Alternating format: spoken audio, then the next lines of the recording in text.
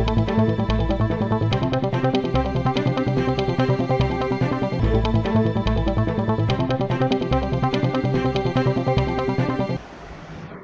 friends, welcome back. Myself Pushpender Singh, and we are going to start with our daily current affairs. So today you have 10th of July 2021. As you know that these lectures are based on the current affairs, right? And we are referring the two national newspapers, the Hindu and Indian Express for that. And you can subscribe our channel on the YouTube for these lectures, which are uploaded on the YouTube on the day-to-day basis, so that you could supplement your preparation with the help of these lectures. So let's begin with the lecture of current affairs. Okay, so first news is all about the Eric Garcetti, right? The Eric Garcetti will be the new ambassador to India, right, from the USA. So it has been confirmed and it has been nominated by the Joe Biden, who is the president of USA, the Los Angeles mayor, Mr. Eric Garcetti, as his envoy to India. So he will be the next ambassador, right? He will be the next ambassador to India, right? Right, and once it is confirmed by the Senate is basically the upper house of Congress, right? The Congress, just like a parliament in our country, right? The Congress consisting of the two houses, the upper house and lower house. The Senate is consisting of the upper house. So once it is nominated, the name has been nominated by the Joe Biden, who is the president of USA. It has to be confirmed by the Senate. Okay, and Mr. Eric Garcetti is 50 years old, right? Who will replace the current India's ambassador, Mr. Kenneth Jester, right? Who was basically the president and who was basically appointed as a basically ambassador to India, right? Specifically during the Donald Trump administration. And Mr. Garcetti or Mr. Eric Garcetti has been the mayor of the city of Los Angeles since 2013. Okay, and as a mayor, Mr. Garcetti also oversees the busiest container port. Right, he has oversees the busiest container port. Okay, on the Western Hemisphere, and the Los Angeles is also the largest municipal utility in that country and one of the busiest airport in the world. He is currently held the chair of the Los Angeles Metro also, which is the country's second busiest transit agency or second busiest the transit railway system or metro system in the country, right? And he is basically also overseeing some of the new transit lines that is basically shifting all electric fleet all across the USA, right? So he is basically the most important personality, right, who has been recently been nominated for that post. And Mr. Garcetti also co-founded the Climate Mayors, right, because he is more fascinating about the climate preservation, climate conservation, and which led around 400 US mayors to adopt the Paris Climate Agreement, which was signed by the world community, right? And he is currently holding the chair of the C40 countries or C40 cities. Sorry, the C40 cities basically consisting of the network of the 97 of the world, busiest, world biggest cities. Okay, so it is basically a network of 97 world biggest cities taking some sort of a bold climatic action, right, which has led to the organization's engagement and expansion, right, of the reach of this C40 cities, right, specifically during COVID-19 pandemic. So which has basically led to the sharing of the best practices across the world. And during his 12 year, like he was working as an intelligence officer with the US Navy, right, reserve component. He was working for almost 12 years, and he served in his personal capacity as a commander in the US Navy, specifically to the US Pacific Fleet. And he was also worked with the Defense Intelligence Agency, and ultimately he retired from that post, right, in 2017 as a lieutenant with the US Navy. Okay, and he has basically lot of enthusiasm, specifically in the field of nationalism, ethnicity, human rights, specifically in the Southeast Asia and Northeast Africa. And for that purpose, he has been recently been nominated for the ambassador, for the India's next ambassador with that capacity. Okay, next, he is basically Mr. Eric Garcetti. Next, the ransomware attack. So recently, Mr. Joe Biden, who is the president of the USA, have warned the Vladimir Putin, who is the president of Russia, right, to take a strong action on the ransomware attack which have been originated from the Russia. So recently, Joe Biden have claimed that the ransomware attack have been originated from the criminals which are based in the Russia, and the Joe Biden have confirmed that even though the state is not involved in this ransomware attack, but the state has the responsibility to tackle to control such type of ransomware attack on the basically other countries. So it's a most important responsibility to look after the other countries' interest also, because it is impacting the US as well as other countries all around the world. So Mr. Joe Biden has recently warned for that ransomware attack. Okay, there was the humorous hackers or the humorous cyber attack on the Iran's railroad system. So the system or the cyber system have been hacked recently, right, in the Iran, and nobody has claimed for that cyber attack on the Iran's railroad system, but it would have understood that it would have originated maybe from US or Israel. Okay, so here the hackers basically posted some sort of a fake messages, okay, about alleging, the train delays or cancellation of those trains, on the displaying boards at the stations across the country, because they have hacked the system. So Iran railroad system have been under the cyber attack on the Friday, and the hackers basically try to put some sort of a funny, the pictures or messages on the screens. It started urging, the passengers to call for the information. Also, the hackers started listing the phone numbers of the office of the country's supreme commander, Mr. Ayatollah Ali Khamenei. So the message that was put, right, by those hackers, they're saying that the long delayed because of cyber attack. That type of messages have been put, right, or the next type of message that cancelled, right, that has symbolic, some sort of railroad system that particular train have been cancelled. So urging the passengers to call for information, right, regarding various aspects, listing the phone numbers and etc. So it has led to unprecedented chaos, specifically at the railway stations in the Iran. So the trains across the Iran have lost their electronically tracking system, specifically on the track. But it was not immediately clear whether it was also a part of the cyber attack. But definitely, right, the probe is underway, and it is definitely a part of this cyber attack. And it was also not clear whether this reported attack caused any damage or the disruption on the Iran's computer and the internet system, specifically from the railroad, the crucial system, right? And it may be originated from the USA or maybe from Israel. And last year you might have seen that the right, the Stuxnet computer virus have stuck, right, with the Iranian centrifuges, right, in the nuclear sites in the late 2000s, right, and which have basically caused so much disruption, specifically in this the Iranis, the nuclear program. So it was originated from the Israel, specifically with the support of, or with the active support of, from the USA. So it may be understood that this type of attack may be originated from the Israel at that point of the time. Okay. Next, the Rajasthan's COVID orphans. So here, the most important aspect is that, as you know, that because of the COVID-19 pandemic, right, many people have lost their lives. Okay, and during that pandemic, many people or many small children, right, they have become orphans.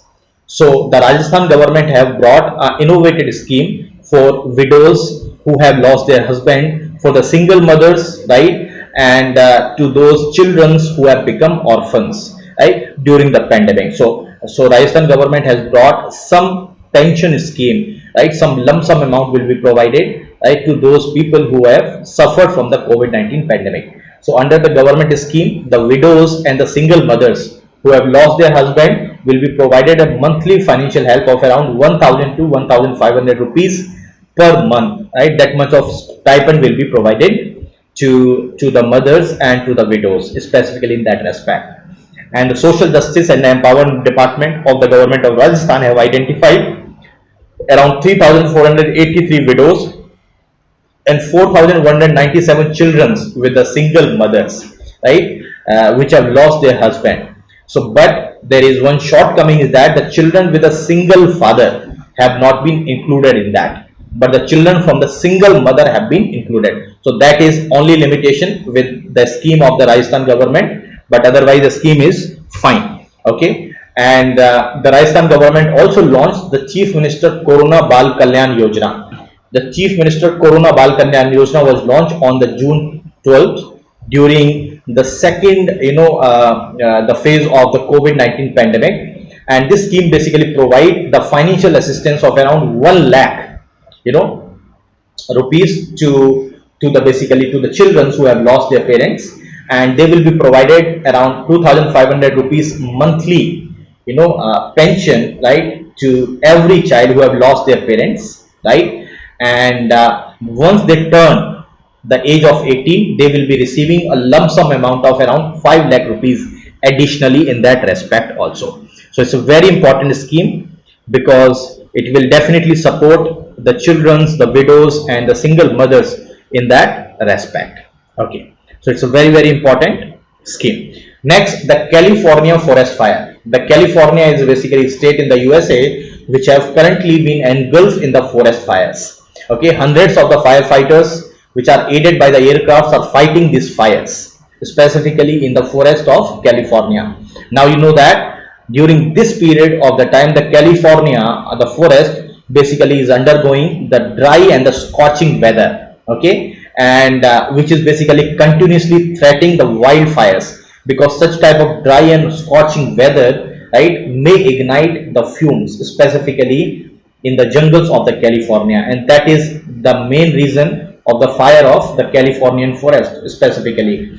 And the climate change is basically the most important driver or the most important key driver of this trend, right. And the another important factor apart from this climate change, right, the other important factor is the forest, right, the type of trees that are there. The trees predominantly consisting of the pine, right, the tree which is consisting of the fir and the chaparral, right, which are rich in terms of resins, which are prone to that type of fires. So they turn completely completely on the fire during such type of low humidity and high temperature conditions because of the dry and scorching weather. So there is very, very low humidity, and these wood can catch the fires, right, very soon.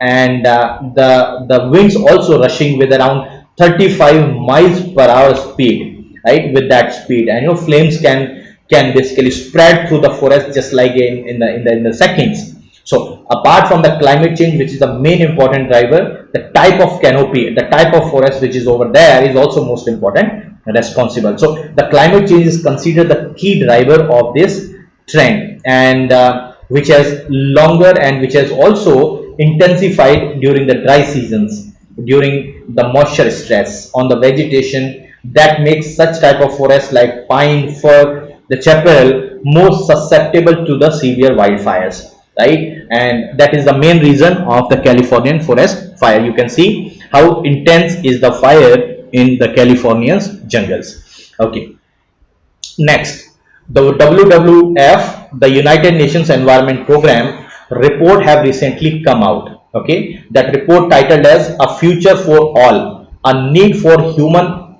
wildlife coexistence. So this report basically emphasized on the human and wildlife conflict, specifically in the context of, right, the wild animals which have lost their their forests, their jungles, right, their corridors over which they used to move. Now they are increasingly getting closer to the human habitation, and this is the main cause of the human and animal conflict. So this report, which is published by the Worldwide Forest Fund for the Nature with the United Nations Environment Program, has reported that 35% of the tiger ranges are lying outside the protected areas, and the most of the protected areas in the world are disconnected. It is because of the developmental activities, because of rail lines, road lines, infrastructural development, right? And many of these wild species are venturing into the human dominated space for their survival, right? And they started sharing the landscape, and because of that, that human animal conflict have been increasing. Okay, and it has been found in this WWF UNEF report that the marine and terrestrial protected areas covers only 9.67 percentage globally. That is also somewhat lesser. As you know that these protected areas play a very increasingly important role for the survival of these key species, right, which are also the large predators, right, like the lion, right, the tigers, which are also consisting of the herbivorous animals, right. And if you say specific data, right, from the different countries, so this report basically says that around 35% of the India's tigers are currently lie outside the protected areas, because they generally venture out outside their protected areas because of insufficient in terms of the food, in terms of water, right, in terms of the prey animals. So apart from the Indian tigers, the 40% of the African lions range also lies outside. The 70% of the African and Asian elephant ranges also lies outside the protected area. That is the grim scenario, and that shows also the, the split of those corridors, or the fragmentation of those, the corridors, or the forest area that is being needed for these wild animals to go there, right. And the global wildlife population have fallen by an average of around 68% since 1970, right. Even if you take the data from Ministry of Environment and Forest and Climate Change from Government of India, it is says that, around 500 elephants have been killed, right, between 2014-15 and 2018-19. Around 500 elephants have been killed, and mostly these elephants are related to the human animal conflict. And during the same time, in this period of around 5 years, around 2061 people also killed, right, as a result of the conflict with the elephant. The elephant either crushed that people, whenever they come in their way. So these pressures basically intensify the interactions between the people and the wildlife, because such type of wildlife animals, right, they used to go outside, without a clear demarcation of the boundary. That is also the main reason for this conflict. And India faces basically very increasingly challenge of the human and wildlife conflict, right, which is mainly driven by, it is not only India, but it is applicable to the world also. It is mainly driven by the developmental pressure, increasing population. Yes, the India's population is high. It is the second highest after China, and is a high demand for the land and the natural resources to feed such towering population, also resulting in the loss, fragmentation, and degradation of the wildlife habitat because of such developmental and infrastructural activities. So which has caused so much degradation. Okay, this report also points out about increasing of this pandemic as a subset of this human wildlife conflict. Now, how this human wildlife conflict have increased this pandemic? So this report says that the COVID-19 pandemic specifically, right, one case study is there regarding COVID-19 pandemic. It says that it is sparked by the zoonotic disease, okay, that, very likely originated in the wild animals, as you know that, and then spread to the people, right. So these zoonosis that we call as a disease that transmitted from the wildlife to the animals, and vice versa, also from animals to the wildlife also, right. It is driven by the close association of the people, their livestock, the wildlife, by some sort of a, unregulated consumption of the wild animals, maybe sometime. So with the closer and more frequent and contact between these animals and the people, probably, these animal microbes being transferred, to the people, right, specifically this COVID-19, wildlife borne infections increases, and the probability of such outbreaks as a pandemic grows as the infectious disease also spreads out with that process. So definitely that could be one of the cause, or most of the important cause. So you see the beautiful the tiger over there. Okay. The next, you have the Delta variant and Kappa variant of the SARS-CoV-2 virus. So these two variants have been recently been reported in our country. So the King George Medical University, right, it's a premier medical university, have done the genome sequencing, and it has basically checked around 109 samples, right, from across Uttar Pradesh, and it has found that in 107 samples the Delta variant have been found, and in the remaining two samples, only two samples, the Kappa variant have been found. Okay, the Kappa variant have been found. So World Health Organization, right, the Kappa have been classified as a variant of interest, and the Delta variant, which is more contagious, right, it can spread more easily, and it is affecting the higher number of people, right, and it is also classified as a variant of concern. So definitely the Delta variant is more, threatening to the human population than the Kappa variant, and that is the reason the Kappa variant is classified as a variant of interest, not a variant of concern. So that shows the Delta variant has the bigger threat to the human population, and the Delta variant have been widely discussed, right, because it's the most dominating strain, right, which is mostly circulated in the Indian population, and it was also responsible for the second wave of the SARS-CoV-2 virus or SARS-CoV-2 pandemic. So that is also the most important aspect.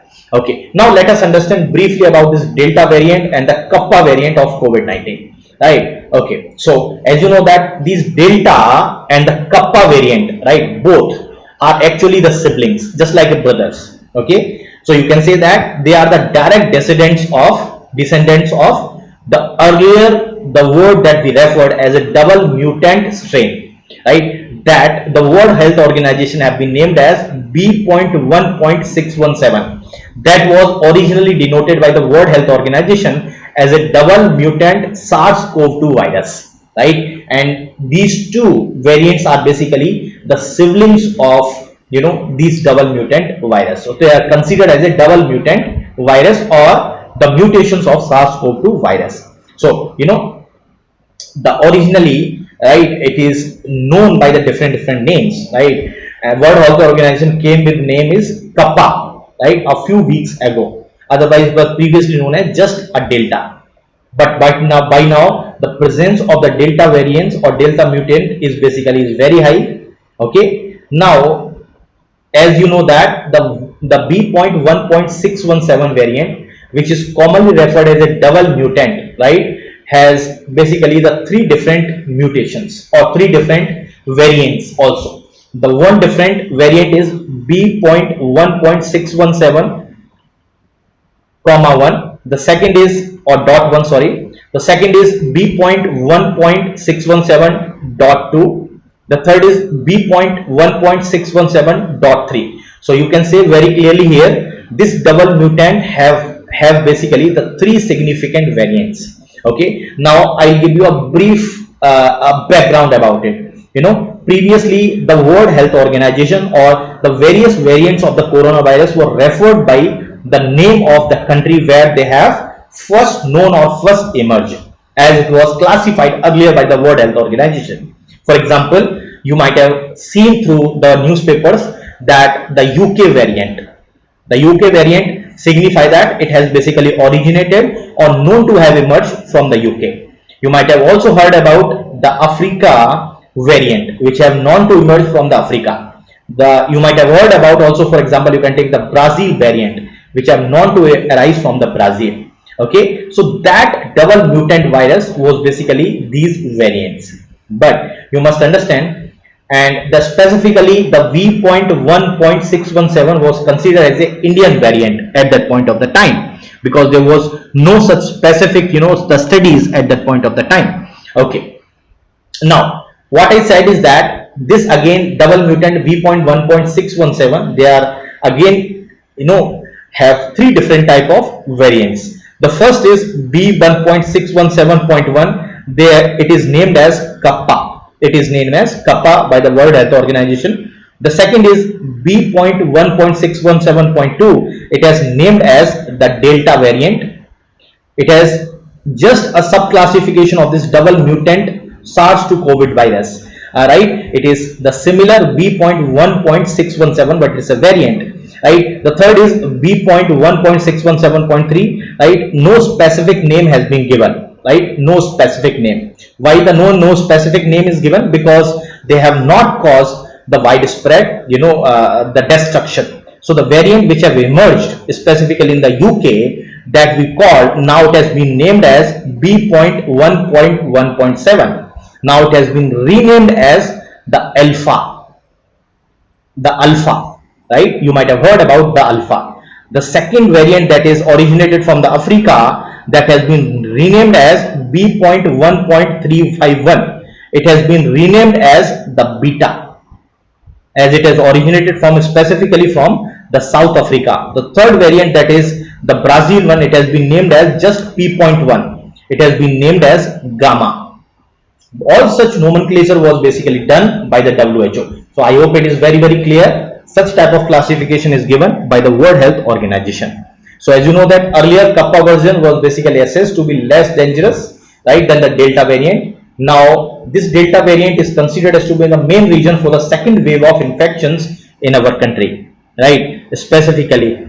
And the samples which I have collected in the Uttar Pradesh, right, it's something not new. The Kappa variant is not new. It has been original or already there present since the April, right? And it's the most important aspect. The Uttar Pradesh officials or Uttar Pradesh government also, emphasize that this Kappa variant was not a new threat, specifically during the second wave of the COVID-19. It has been earlier also found in the month of April. Okay, this variant was found to be more fast transmitting than the previous mutant, and which is circulating among the people, right? And this turned out to be most contagious, more transmissible, right, and most widespread across the population. The next is the June monthly economic review. So recently, the finance ministry or union finance ministry have released the June monthly economic review, right? In that it has shown certain signs about the revival of the economy, right, after the second wave of COVID-19. Okay, it has also given the data related to the inflation. So it has shown that the inflation remains, one of the important aspect. It will remain high, but the economy may have some signs of the revival. So it has the significant coverage. It has also emphasized on the vaccine coverage specifically, which could be more vital or more crucial to boost the domestic demand and to contain any sort of a pandemic in our country. Okay, this June monthly economic review also shows about the average daily vaccination rate, which have doubled in the month of June when you compare with the month of May. And some of these states like Bihar, Uttar Pradesh, right, which have the low average daily vaccination coverage, need to revamp up their drive of vaccination. For example, how they have been doubled. For example, average daily vaccination as per the June monthly economic review, it was around 41.3 lakh doses in the month of June, right? It was just 19.3 lakh doses in the month of May, and it has increased because of the COVID vaccination policy, which have been adopted, right, since 21st of June 2021, which has led to the double of this average daily vaccination, right? And this report also provide about the current inoculation pace. It says that if with that pace that we are doing, right, and if we continue with that pace, the India will be able to administer around 67 crore doses before the festive season begins in the month of September. So it has the ambitious target of delivering around 67 crore doses before the September. Okay, and it has also analyzed the state-wise proportion of the population which is vaccinated, right? It's share to the total population indicate some sort of Assam, Bihar, Uttar Pradesh, Tamil Nadu, West Bengal, Jharkhand, right? They need to revamp their vaccination drive, right? They are lagging behind in their vaccination drive, specifically in that aspect. Okay, the inflationary pressure also provided in this report. It says that it will have the upturn in the month of May 2021 with also the headline inflation, and wholesale price inflation also will be high. okay, which is touching to the record of around 6.3 percentage and 12.94 percentage respectively. So this report says that, the various indicators of the economic activity, for example, the power consumption, the rail freight, the GST collections, right, it shows some sort of a improvement in the month of June, right, in this rail freight, GST collection, etc. But the supply side disruptions have caused the inflation, the high inflation specifically, right, and the inflationary risk also expected to be persisting over the period of the time. This supply side disruption that we are talking in the states and unfavorable base effects basically have led to this retail inflation also very high across the food, fuel, and the core categories of the items. Right? If you take on the other hand the electricity and the manufactured products, the inflation led to the high side of the wholesale inflation, that is the WPI inflation, also touching to the record of around 12.94 percentage. So this has driven the inflation, high inflation during the COVID-19 period or the second wave of COVID-19 period.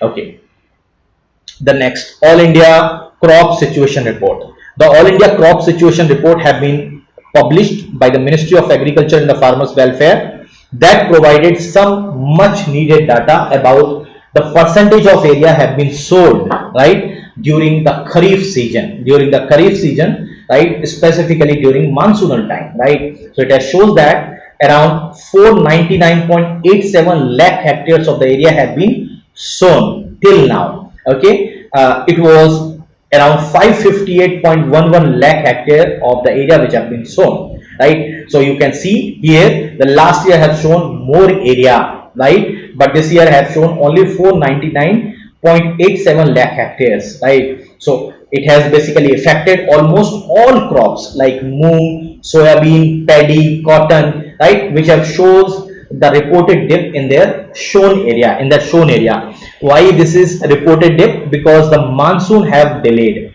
the rains halted, which has impacted almost the major kharif crops. So as the monsoon gets delayed, the most part of the country, after the time we start the sowing of the major kharif crops, has also seen the dip. So irrespective of where the rains arrive now or the sowing window for the crops like the moong, urad, soybean, right, cotton, all basically might be too short for the farmers to commence these operations. Okay, with that respect, right. For example, if you take the last year figure and this year figure, for example, if you take the soybean, the first is the soybean was basically shown over around 92.36 lakh hectare of the area, which have come down to 82.14 lakh hectare. This is the condition in the soybean. So almost 10 lakh hectare of area is less sown this year.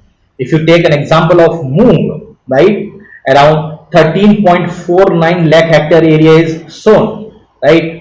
That is the case in the last year, right. This is the case is this year. Okay, 13.49 lakh hectare in the last year, and now it has sown just 11.92 lakh hectare of area this year. If you take the cotton, which is the most important crop, right, it has most important cash crop also, this year only shows around 86.45 lakh hectare. The last year the cotton have shown to around 104 lakh hectare of the area. So almost 14 lakh hectare area is less sown with respect to the cotton also, right. So almost all kharif crops have been impacted. Specifically the oil seeds also been impacted. The oil seeds last year have grown almost on 126 lakh hectares of the area, but now it has grown just 112 lakh hectares of the area. So that has badly impacted almost all kharif crops except the sugarcane.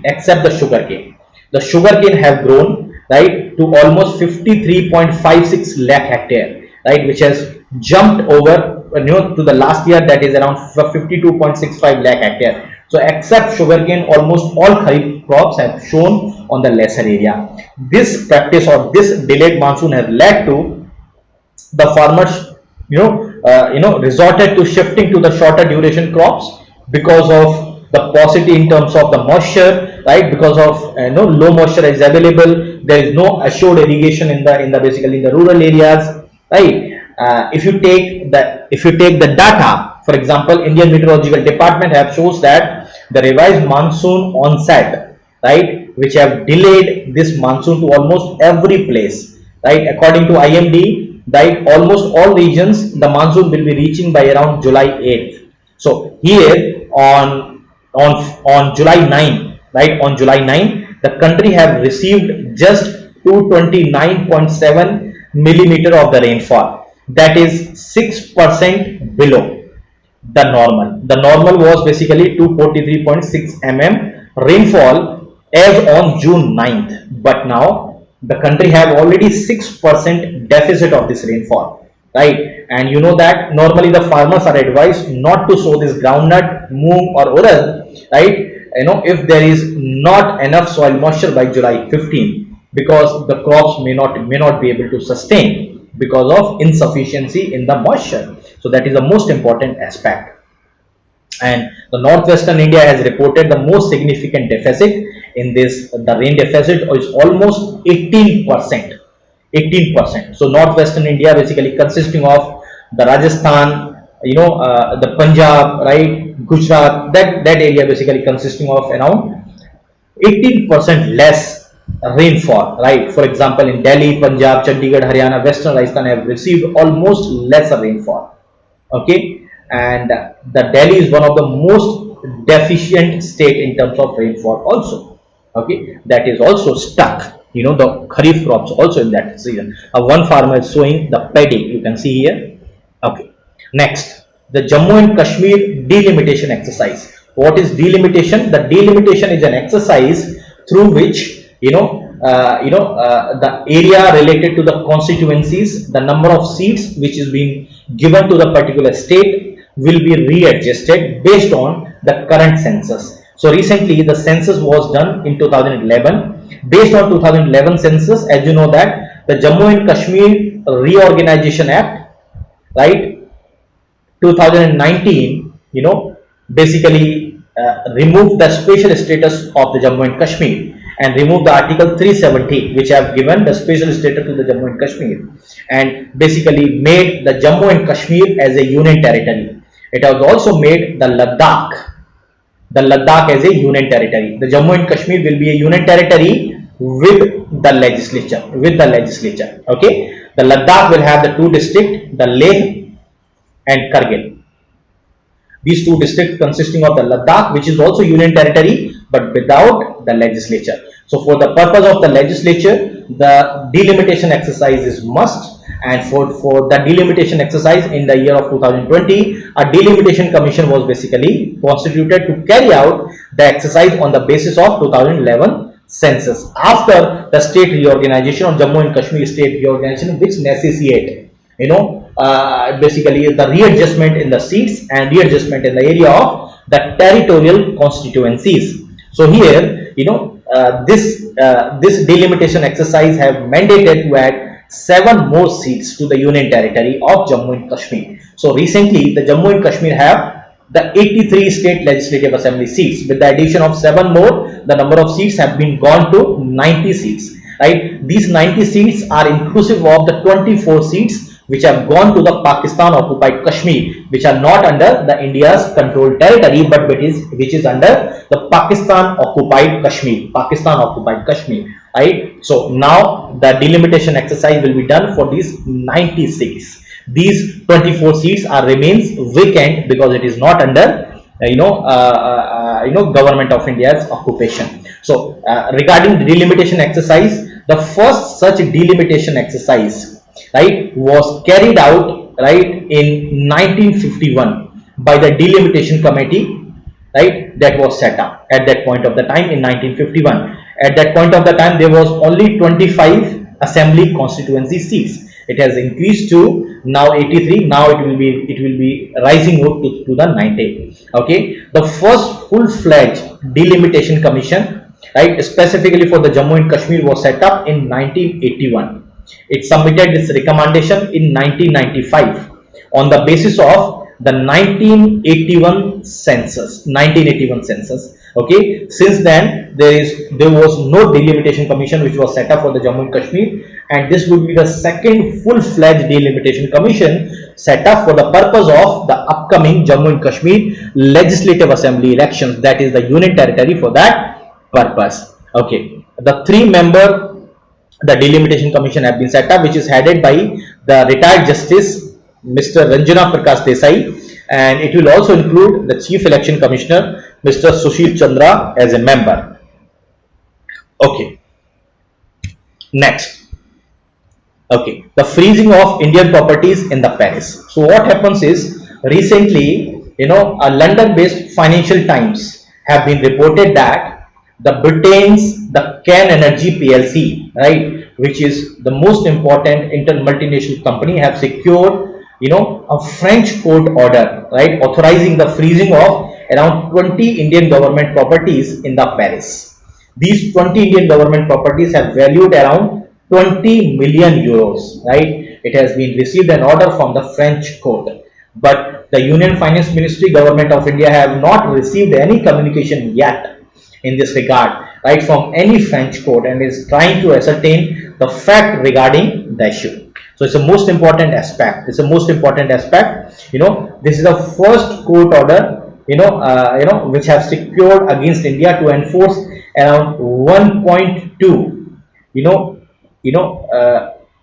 US, dollars, okay, US billion dollars, arbitration award, which was awarded by this Paris-based court, right, in the favor of the Can Energy, right, against the Indian government, specifically in the retrospective tax dispute, the retrospective tax dispute. So that is the most important aspect in this news. So what is the dispute is all about? So this dispute is all about between India and the Can, which have challenged the retrospective taxation policy which Government of India have brought. So what happens is, in 2012, the India has brought a legislation, okay, mandating the retrospective tax, which demands some sort of a, the deeds which have done back to 1960, right, and which shares in non-Indian companies which will be transferred to an Indian holding company. So with that respect, the retrospective tax will be there. In 2006, for your knowledge, a Can company, right, the Can basically, made a bid to consolidate its Indian assets under the holding company, that is the Can India Limited. Okay, in doing so, the Can UK basically, right, which is a parent company, right. So Can UK, which is the parent company, and Can India Limited is basically an Indian holding company. So Can UK basically transferred the shares of the Can India holding to the Can India Limited over there, okay, and which is essentially transferring the shares in a non-Indian companies to an Indian holding company. Yeah, you are getting my point. So non-Indian company from Can UK, the shares will be transferred to the Can India Limited, that is the non-Indian company, to the Indian holding company with that respect. Okay, and it has already, in the last December, you can say that last year, the three-member International Arbitration Tribunal have ruled that Indian government have breached, right, the India-UK bilateral investment treaty that has caused the loss of around 1.2 US billion dollars, right, to the Can Energy. So what happens is, after I have given you this, in 2006 verdict, when the Can UK have divested the share to the basically Can India Limited. So what happens is, the Can India divested roughly 30% of its shares through an initial public offering, right, which is into the Vedanta, that our Vedanta, right, Indian company, the Vedanta PLC, right, which required most of the Can Energy, but the Can UK was not allowed to transfer the 9.8% stake,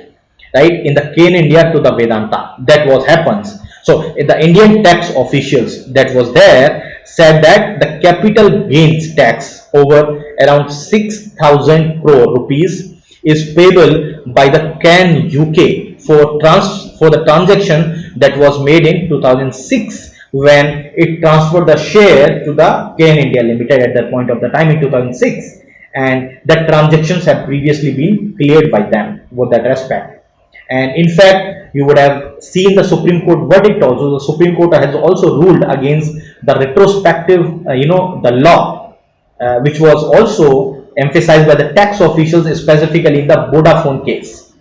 In the Vodafone case, however, the Parliament still passed this retrospective taxation, right, over the transfer of these Indian assets. So this retrospective taxation, the CAN PLC basically argued that the India has breached the US-India bilateral investment treaty, right, and which has caused to around 1.2 US billion dollars of the rupees. That is the fair and equitable manner that the dispute should be resolved over the period of the time. So, which is again causing the loss to the Indian government, as well as it is also causing the prestige, loss of the prestige to the India, specifically in the international, arena. So that's all for today. We will meet again tomorrow for our next current affairs.